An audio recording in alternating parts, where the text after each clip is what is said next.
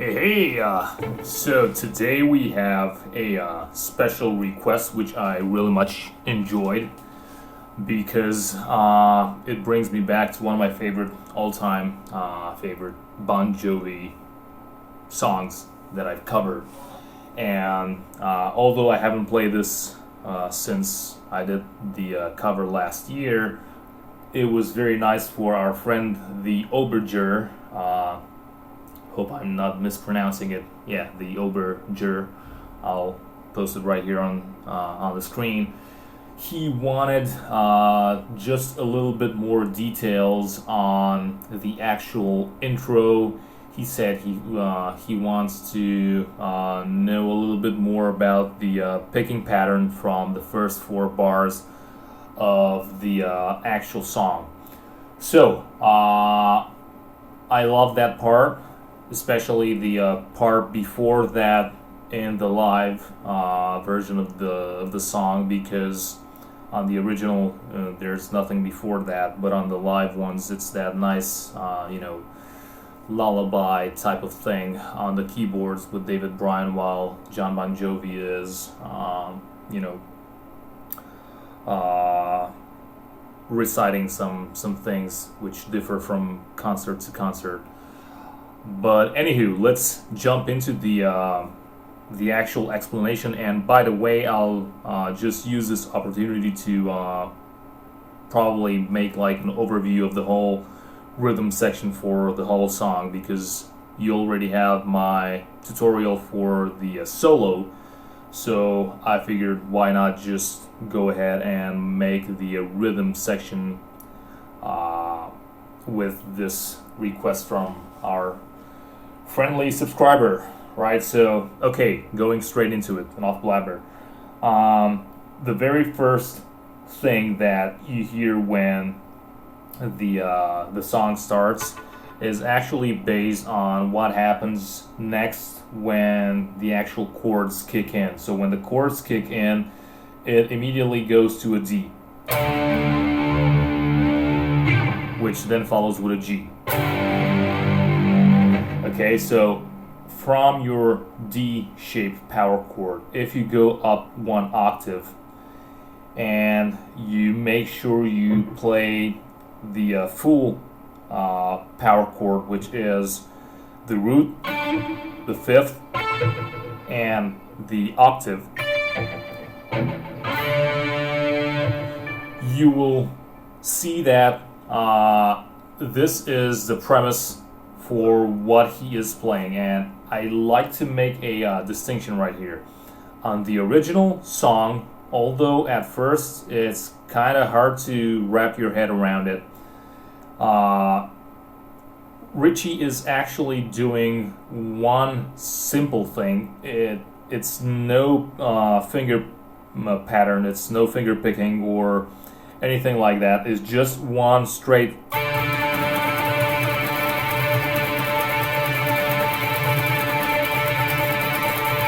until the whole pick scrape thing comes in. Right, so on the original, this is what he does, and on top of this, there's a hint of keyboards from David Bryan and some acoustic guitar, probably from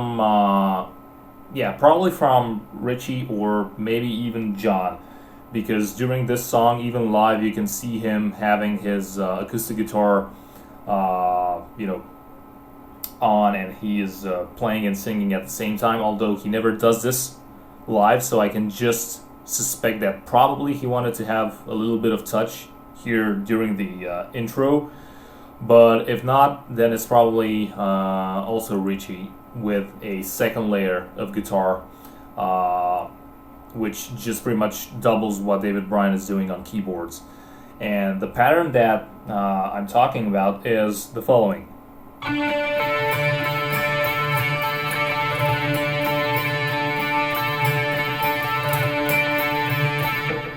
Okay, so before I jump in and explain what I'm doing right here, you can either play it with a pick, or you can finger pick the whole pattern. You can use some clean sound, or you can use an electric sound. But yeah, I just want to give you like the separate layers of guitars that are happening in the original, and then I'll talk through like some of the solutions that you can have for mixing them both in like one just one guitar that achieves a similar effect the way Richie does it in his live versions. So once again, it's just a basic strum for the first layer.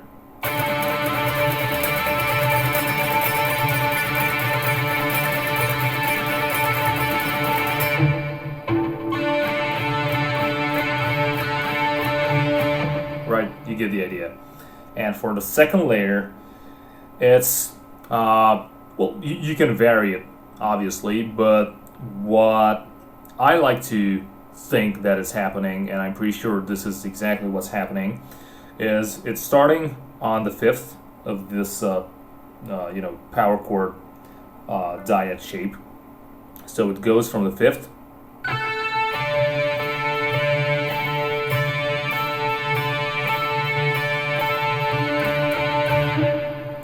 right, so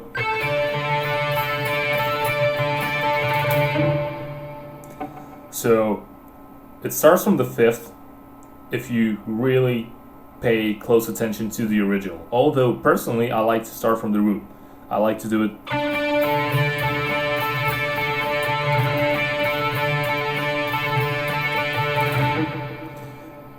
because it's also it sounds like it resolves a lot more, and it's also tying in perfectly with the looping nature of it. You go always from this to this thing at the end where it restarts. So this is pretty much the overlaying pattern on top of the strumming one, and here at the end you can either do like a 4 pattern like I did, or you can do a 3 pattern, or even a 2. So it's basically up to you, right? It's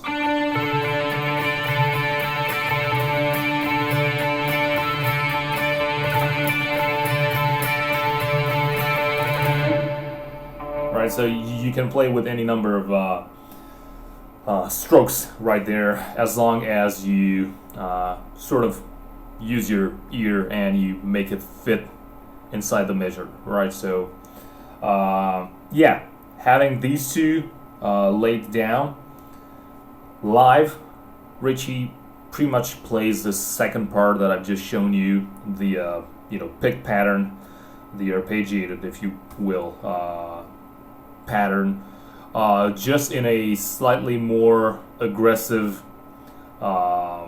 fashion, and with a sort of willed sloppiness. So he kind of wants it to not be very clean and separated, so that it kind of gives the impression of that underlying strumming, which is now missing because he only has like one guitar, right? So it's pretty much a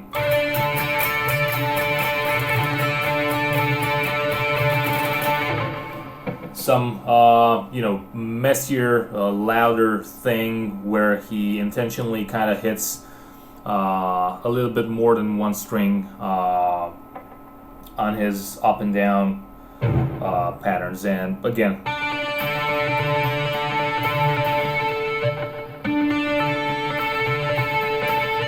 you can pick it with your fingers, with your nails, to get more of a pick attack sound.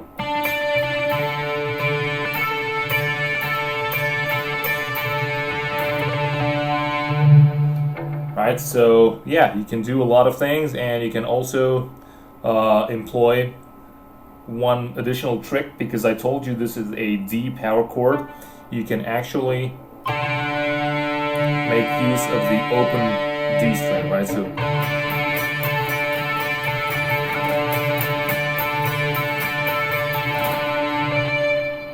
and and you can actually put it into the strumming pattern as well. Right? But I recommend doing this only for the live version when you want to combine both of them in one, because it tends to get a little bit too messy when you want to have the clear separation of which has on top, right? So yeah, that's pretty much about it in the very beginning. And yeah, after this one, like I said, I just want to have a very quick overview of the whole song in terms of its rhythm section. So right after this intro, you have the pick scrapes, and immediately they go into a D power chord, which then goes into a G power chord. Or if you want to have a little bit more melody into those chords, you can actually play the open versions of the same chords, the D and G strings chords. Sorry, I'm a little bit drunk on thin air. Have no idea. So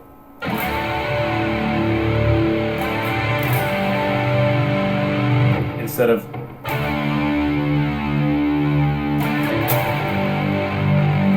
depending on what mood you want to set, you can either have a more neutral, hard rock type of thing, or you can have a more of a ballady sound to it, because of those thirds that are coming in, right? So also right here, something that I did in my cover as well.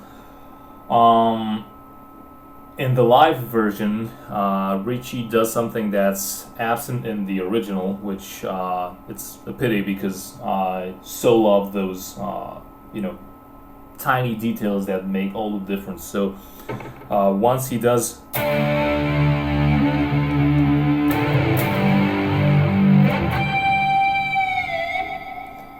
you have like a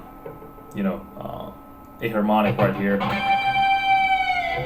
with like a semi-dive bomb, and the second time around, when he has exactly the same pattern, because he does it twice,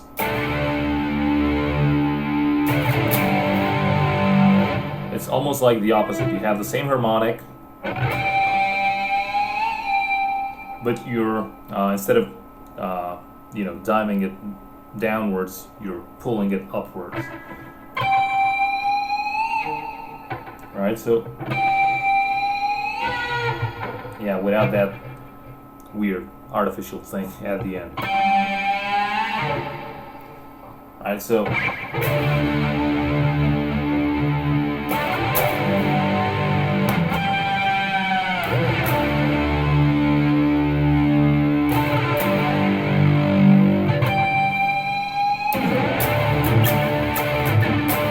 and now you go into the main song, right? The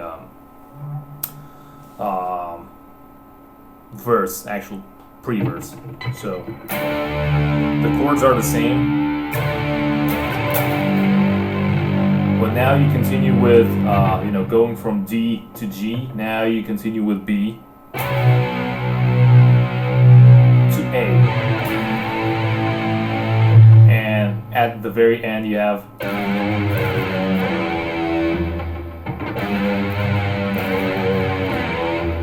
right.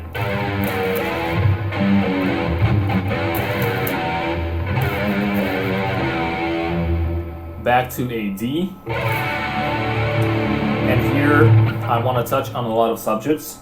First of all, again, feel free to play either the power chord versions or the open string versions of the chords, but once you go into that B,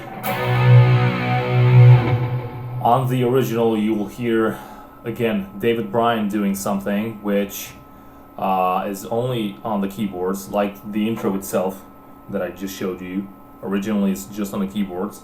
I mean, Richie was doing just the strumming and David does the picking pattern. Here also there's a very cool thing that David does, which Richie again employed it in his live performance. So just like for the intro where he takes the lead line from David and puts it on guitar, he does the same here. So that line is the following. So once you have the B chord, and in this case I pretty much recommend having the power chord version of the B. You'll see why in a minute. Because once you go right here, the only thing you need to do is lift your finger off of that fifth so that you're only left with the root and the octave. And having this, you have a so-called, octave chord, which is not actually a chord, but it's a very nice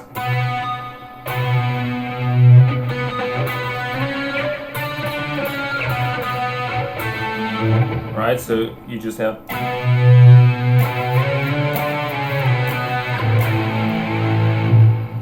going into that A, right? So instead of just sitting here in a boring fashion on the B string, waiting for that A to kick in,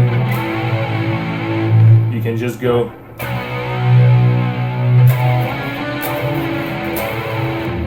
without hitting that top string like I just did right now. So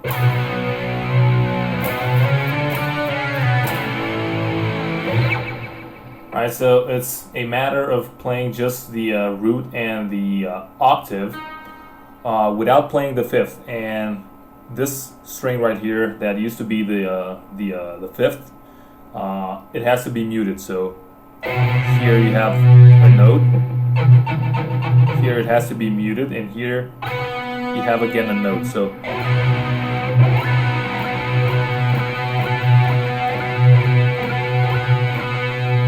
you're looking for that sound. And how you're muting this, it's up to you.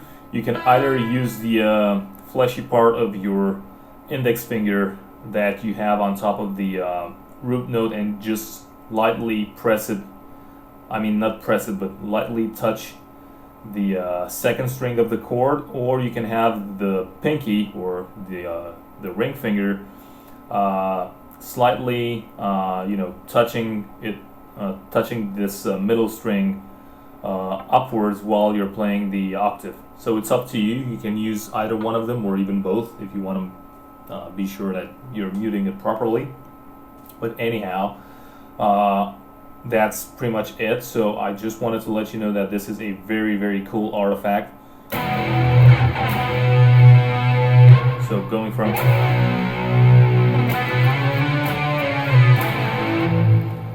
this is something very nice. And by the way, my pick is dropping. By the way, later in the song, right as it approaches the solo, just before the solo, you'll have, again in the live version, one slight variation of this, where instead of just going straight forward, he kind of drags it along in a more melodic way. So it's something like,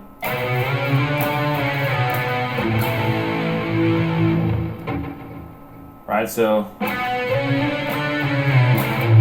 the standard way. And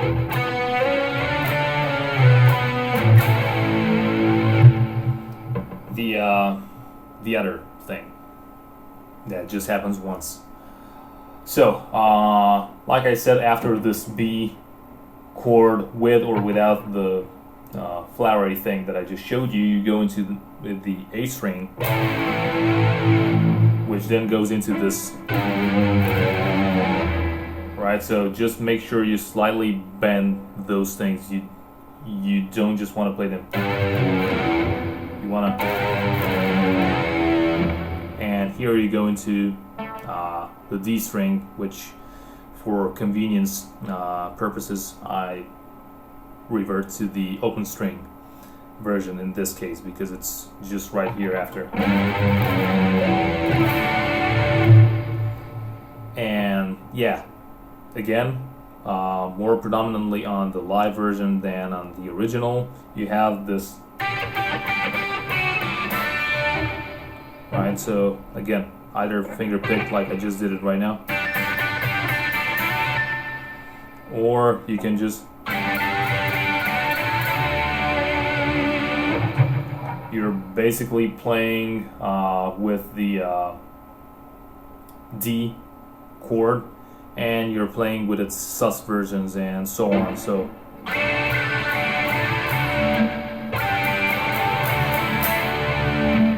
right.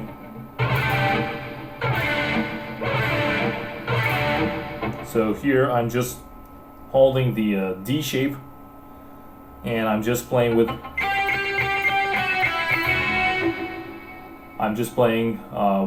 alternating in between these three notes on the high E string, right? Just in case you don't know what I was talking about when I said the sus versions of the D chord, right? So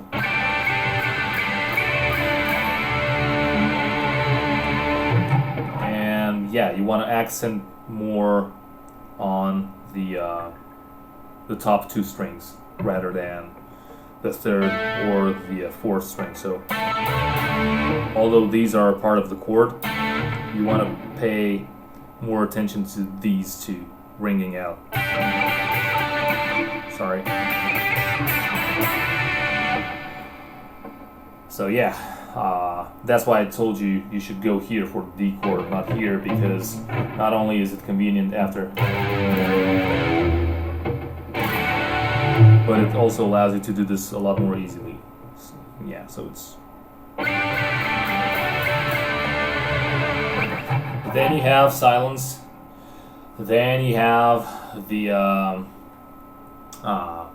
bridge, chorus, whatever, where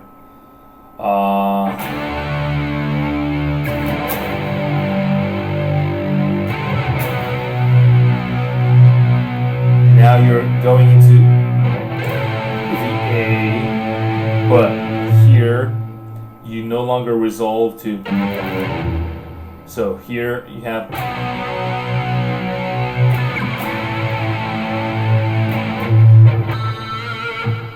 So on top of that A, you go into this slightly pinch harmonic on this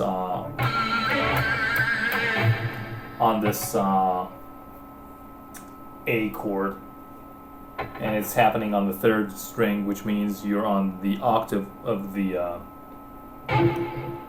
A power chord.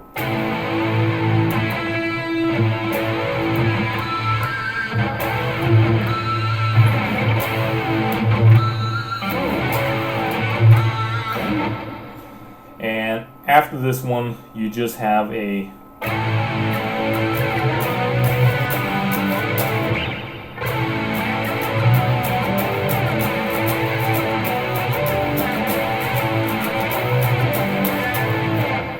as you can see, you can play around with the positions. I like to do the following. I like to play it here because it allows me to get just a little bit of a sliding feel to it. Whereas here, it's a lot of static changes with the chords. But here,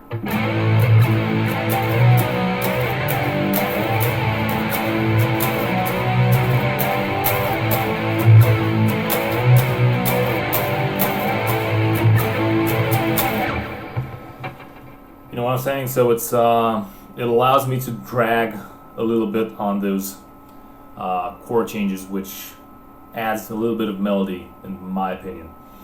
But feel free to do whatever you wish. Just again, don't forget that small detail right here that adds a lot to that feeling, right? So after you have this.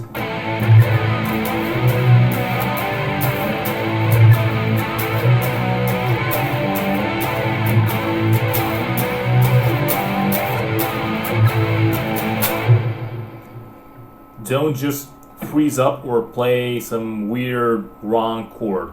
You actually want to go into You want to go into the octave.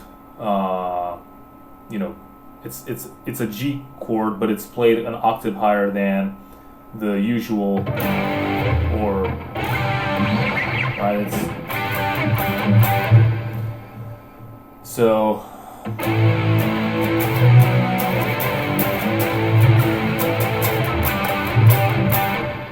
And from here, it's super easy because not only do you go from this A to this G1 octave higher, but you also are able to immediately go back into the other loop, which again starts on the D chord.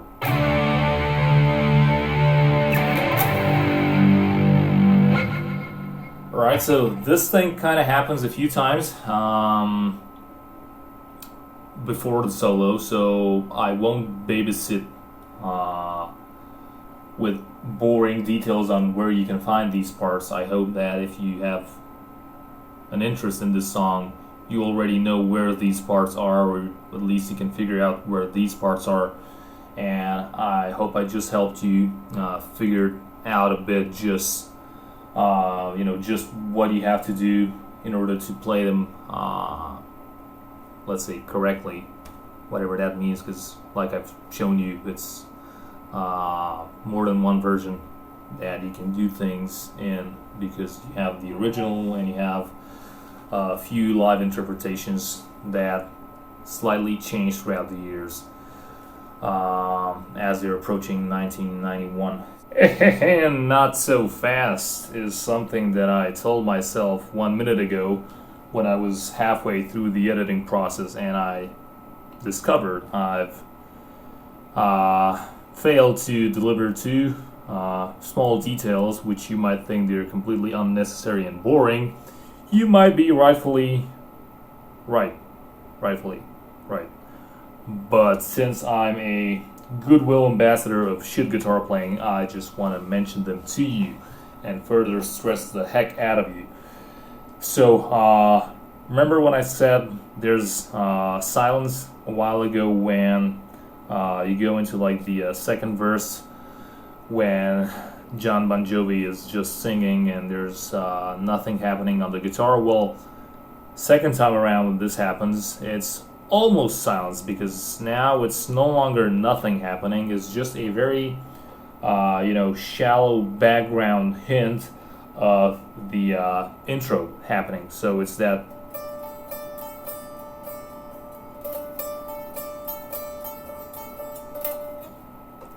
with whatever variation you want to apply to it, right? It's slightly different, but just wanted to mention that the second time around in the verse, you have this this intro part, the picking, either finger picking or just straight on picking part. So if you liked it so much in the intro, you'll probably want to plug it in to the second verse, because why not?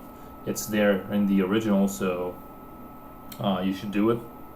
Clean sound, my advice. That's how it is on the original song and also in the live. And also one retarded observation that I want to make before I let you go is the fact that right before the solo, I think it's like the third or fourth time around when you're starting with the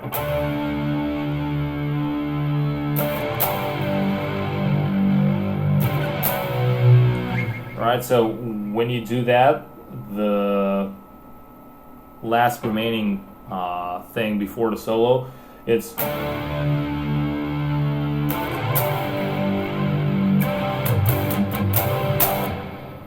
right. It's no longer just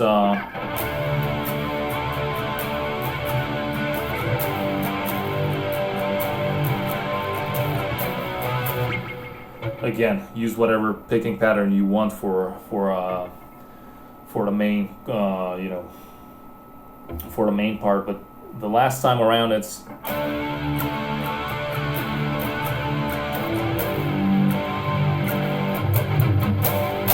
it has this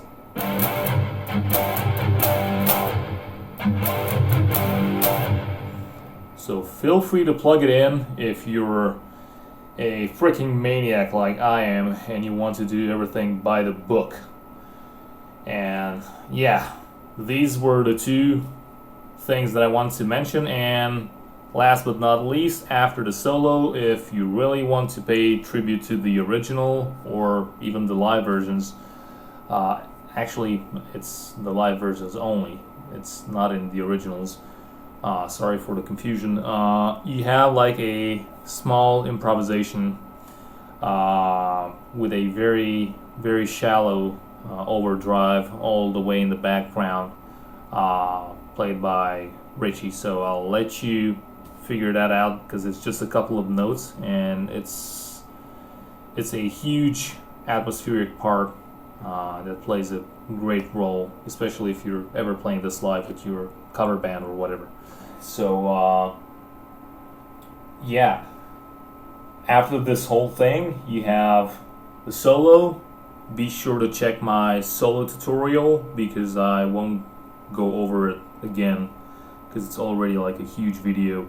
And yeah, also be sure to watch the cover. It's not a brilliant cover because I was just starting up my channel, and yeah, I was playing like shit. I'm still playing like shit, but still, I was freezing a lot more in front of the camera compared to now, although I'm still far from being super cool and not giving a shit, dude. Whoa. But yeah, it is what it is. So it's a testimony somewhere in time for just how badly my covers were sucking back in the day. Hopefully I'll do some retakes of that cover and all of the covers that I've done so far on the channel, and I'll do a lot better lessons, more straightforward and a lot more professional. But for now, I feel like just having this freestyle monologue type of thing in front of the camera and answering to all of the guys out there who want or need some help. So I don't want to keep it too formal. I like to fuck around and joke around and stuff like that, but who knows, maybe I'll do some professional quality material somewhere in the near future. Oh, I will never do it anyway, but who knows, Betsy? 'Cause, like Zoink Scoop, I don't know if I have the time. And enough stupidity. I think I bothered you for enough, and I held you from other important chores that you have around the house. Your mom probably asked you to take out the garbage 3 hours ago, and you're still up in your bedroom following tutorials from very, very inadequate people. So go out there and practice and let me know if this was of any help or if it just wasted 30 minutes of your life that you'll never, ever, ever get back. So yeah, till next time, I hope you are well and dandy. Bye-bye.